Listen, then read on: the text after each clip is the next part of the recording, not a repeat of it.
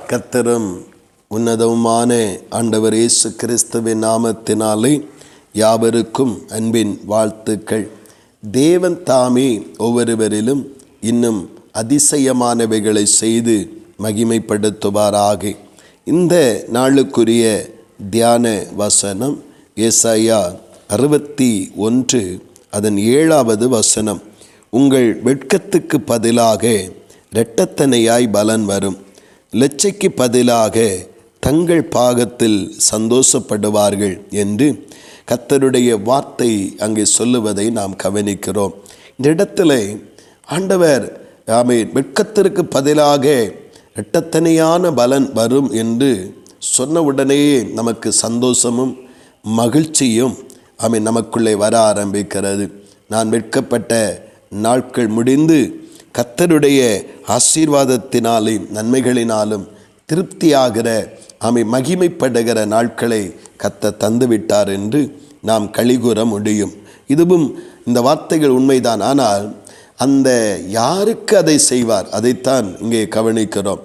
எல்லாரும் வெட்கப்படும் பொழுது எல்லாருக்கும் ஆண்டவர் இரட்டத்தனையான பலன் கொடுக்கிறவர் அல்ல. அதை கவனிக்க வேண்டும். யாருக்கு கொடுக்கிறார் என்றால், அந்த 6வது வசனத்திலே சொல்லப்பட்டிருக்கிறபடி ஆசாரிய ஊழியம் செய்கிறவர்களுக்கும் பணிவிடை செய்கிறவர்களுக்கும் அதை ஆண்டவர் கொடுக்கிறாராம். ஆசாரிய ஊழியம் என்றால் தெரியும், மனிதனுக்கும் தேவனுக்கும் நடுவாக நின்று மத்தியஸ்தம் பண்ணுகிற ஒரு ஊழியம், திறப்பிலே நிற்கிறதான ஒரு ஊழியம், தேவனுடைய நாமத்தை சொல்லி ஜனங்களை ஆசீர்வதிக்கிற ஒரு ஊழியம்.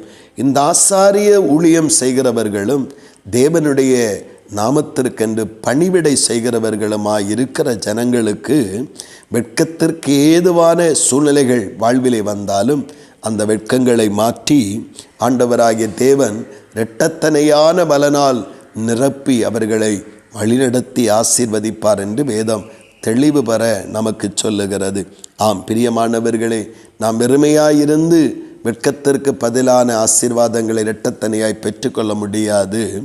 தேவனுடைய சமூகத்தில் வேத வசனம் சொல்லுகிறபடி ஆசாரிய பணியை, ஆசாரியத்துவத்தை ரட்சிக்கப்பட்ட மனம் திரும்பின ஒவ்வொருவரும் தேவனுடைய சமூகத்திலே திறப்பிலே நிற்கிறவர்களாயும் ஜனங்களுக்காக பரிந்து பேசுகிறவர்களாயும் ஜனங்களை ஆசீர்வதிக்கிறவர்களாயும் அதிகமாய் ஜெபிக்கிறவர்களாயும் திறப்பிலே நின்று தேவ சித்தத்தை அறிந்து மன்றாடி தேவ நோக்கத்தை நிறைவேற்றுகிறவர்களாகவும் காணப்படுவோம். நம்மால் முடிந்த அளவு தேவனுடைய நாமத்திற்கென்றும் மகிமைக்கென்றும் பணிவிடைகளை செய்வோம், உழைப்போம். உழைக்கிறவர்களுக்கும் தான் இந்த வசனம் நமக்கு சொல்லப்பட்டிருக்கிறது. ஆம் பிரியமானவர்களே, நாம் வெட்கத்திற்கு பதிலாக இரட்டத்தனையான பலனை நாம் அனுபவிக்க வேண்டும் என்றால், நம்முடைய வாழ்விலே லட்சைக்கு பதிலாக நாம் சந்தோஷத்தை அடைய வேண்டும் என்றால், நாம் ரட்சிப்பை பெற்ற நாம் வெறுமையாயிருந்து விடாதபடி ஆசாரியத்துவ பணியையும் பணிவிடைக்காரருக்குரிய பணிகளையும் நம்முடைய வாழ்வில் நம்மால் என்ற அளவு முடிந்த அளவு செய்வோம். கர்த்தரால் கனப்படுத்தப்பட கர்த்தர் தாமே நம்மை நடத்தி செல்வாராக. ஆமீன் ஆமீன். செபிப்போம். பரலோகத்தின் நல்ல ஆண்டவரே, பரிசுத்தமான இந்த நல்ல காலை நேரத்தில் கர்த்தரே, நீர் என்னோடு பேசின வார்த்தைகளுக்காக நன்றி தகப்பனே. ராஜா, நாங்கள் ரட்சிப்பை அடைந்தோம் என்பதற்காக எங்கள் வாழ்க்கையில் வருகிற வெட்கத்திற்கு இரட்டத்தனையான பலன் அல்ல. நாங்கள் ரட்சிக்கப்பட்ட நாங்கள், மனம் திரும்பின நாங்கள், இயேசுவை அறிந்த நாங்கள் தகப்பனே, அந்த ஆசாரியனை போல ஆண்டவர் ஜனங்களுக்காக திறப்பிலே நிற்கவும், ஜனங்களுக்காக பரிந்து பேசவும், ஜனங்களை ஆசீர்வதிக்கவும் ஆண்டவராகிய தேவன் எங்களுக்கு அந்த பொறுப்பையும் உத்தரவாதத்தையும் தந்திருக்கிறார். அதோடு கர்த்தருடைய ராஜ்யத்தின் மகிமைக்காக பணிவிடைகளை செய்யவும் கர்த்தர் எங்களை அழைத்திருக்கிறீர் தகப்பனே. இதை செய்யும் பொழுது இதனால் வெட்கத்திற்கு ஏதுவான சூழ்நிலைகளோ காலங்களோ வந்தாலும் வெட்கப்பட்டு போகாதபடி இரட்டத்தனையான பலனாலும் லட்சைக்கு பதிலாக சந்தோஷத்தினாலும் நிரப்ப எங்களை நடத்துவீர் என்று வேத வசனம் தெளிவாய் சொல்லுகிறது.